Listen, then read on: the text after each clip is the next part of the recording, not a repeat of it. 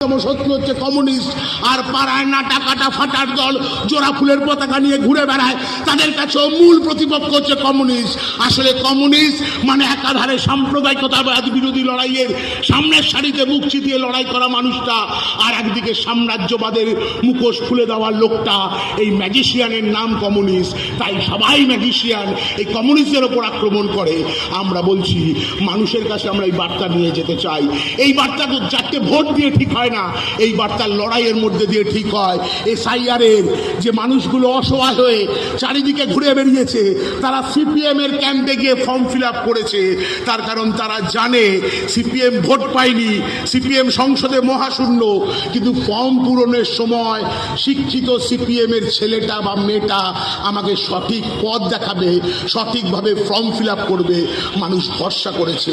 আমরা মানুষের ভরসার আশ্বাসস্থলে জায়গা পেতে চাই, তার লড়াই আমরা এগোতে চাই। সাম্রাজ্যবাদের বিরুদ্ধে লড়াই, সাম্প্রদায়িকতাবাদের বিরুদ্ধে